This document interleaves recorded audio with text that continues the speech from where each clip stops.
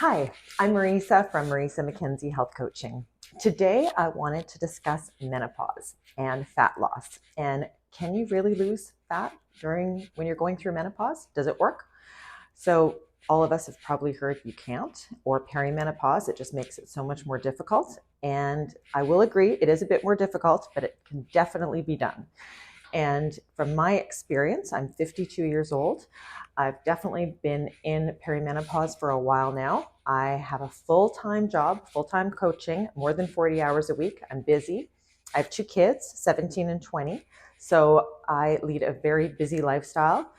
And I make sure, though, I make myself a priority first, because if I'm not feeling good, I can't help everybody else out, including my clients, my kids, my family, all of that kind of stuff. And this makes a difference when you're in perimenopause or menopause. You need to make yourself a priority and do those healthy things that keep your hormones balanced.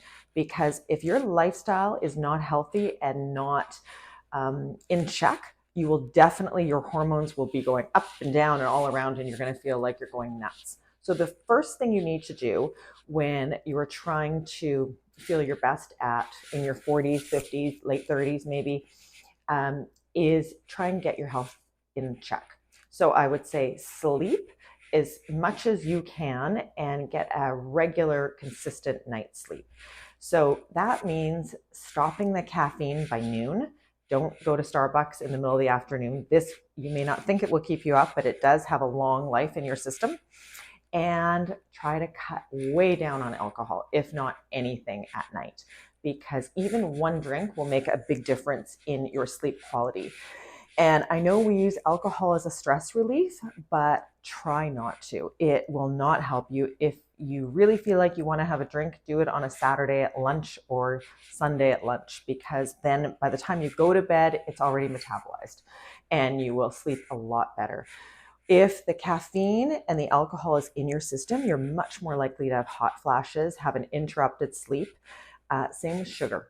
So if you can cut down sugar as well, you will notice the reduction in hot flashes hugely, because that does make a difference. If you're not sleeping well, it's hard to focus on exercise, just focusing on feeling your best.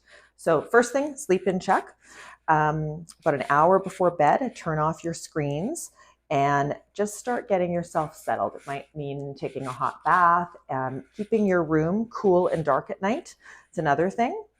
And when you get up in the morning, if you can get outside right away, even if it's just standing at your doorway, getting daylight into your system and taking some deep breaths in, that helps a lot because it sets your circadian rhythm, which is your sleep wake cycle. So your body knows when it's time to wake up, when it's time to go to sleep. And that should be to do with daylight and night. If you work shifts, it's a little bit harder.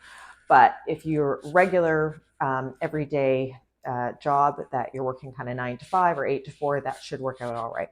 So if you can go for a walk in the morning, first thing, even better. 15 minutes would be great. But so that's the first thing, sleep. Getting regular movement during your day. So if you can walk how many steps you're getting in now, if you can go somewhere between 7 and 10,000 a day, that's great. But if you're very sedentary at 3 or 4,000, you need to be moving more because that will help you sleep better at night too. And it will also help reduce stress, manage stress. I shouldn't say reduce it. I should say manage stress, because we all have stress and that's not a bad thing. We just need to manage it the right way. And getting outside, doing some deep breathing, moving your body will really help that. So if you can fit in, even if you can't fit in an hour walk a day, if you walk 10, 15 minutes after each meal, that would be fantastic for just managing that stress and taking care of yourself, moving your body. You need to move your body for it to be healthy, and you won't be stiff that way too. Making your food choices more lean protein and vegetables and fruits. So if you can put lean protein in all of your meals, so eggs, tofu, egg whites, Greek yogurt, plain Greek yogurt, cottage cheese, lean cuts of beef, chicken, seafood, all of those are great sources of protein, and you can watch my other videos on protein sources. I talk a lot about more of it, but probably trying for 30 to 50 grams in a meal. 3 meals a day if you can, but if you only do 1 or 2, you just have to have higher protein in each one of those to help. And low sugar. So that's another thing. If you're snacking on sugar and living on caffeine all day, your sleep is going to feel horrible, and you're just going to keep getting carbohydrate cravings, and your blood sugar level is going to go up and down and up and down. So protein satiates you, and it will hold you more at an even blood sugar level, which will make you feel better, and your hormones will stay more in check that way too. So we've got the sleep, the nutrition, the movement, low alcohol if possible. Try and really minimize the alcohol. That's a huge effect. And we as women quite often will wake up in the middle of the night and our mind will be racing. What do we have to do tomorrow, right? I'm sure we've all had that happen. So I would also say, keep a little book by your bed, and before you go to sleep, write down what you're thinking. Or if you have a to-do list, write that down too, because once it's out of your brain and on paper, you won't forget it. It's there in the morning, you know what you have to do, and you'll get it done. So that's a big one too, because if you always just wake up with your mind racing, it's going to be really hard to get to sleep.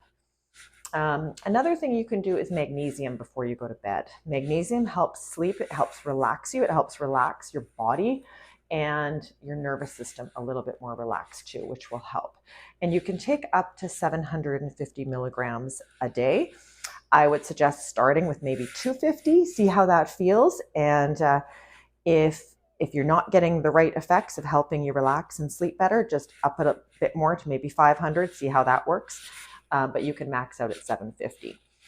So that helps too. So all of those things, I also recommend resistance training, strength training with weights, if you have the time, because building bone density and building lean muscle mass will help burn more calories all the time, and it will help you lose body fat. So that's a big one, but it will depend on your time and how much time you have. But if you can fit in even 3 30-minute strength training workouts a week, you'll feel so much better.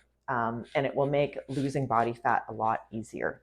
So those are the main things. If you feel like you're already hitting those things and you're still having a hard time with the menopause symptoms, then I would definitely say see a hormone specialist. Could be a functional doctor.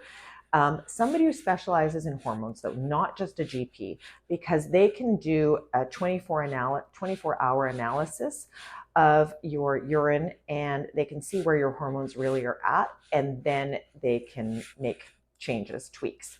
So they can see if your testosterone, estrogen, progesterone is low, high, whatever, and they can make the tweaks with bioidentical hormones if that's what you need. But the first thing, you're not going to be balanced if your lifestyle isn't in check. So I really do urge you to get that in check for at least a couple months and see how the symptoms change before you go to the doctor route, because it can make a big difference just doing it naturally, and that might be all you need. You might not need to do the other. So give that a try. If you have any comments, I'd love to hear them. And if you're looking for more information from me, you can look at MarisaMackenzieHealthCoach.com or on LinkedIn, Instagram, or Facebook under Marisa McKenzie Health Coach. Thanks for watching, and have a great day.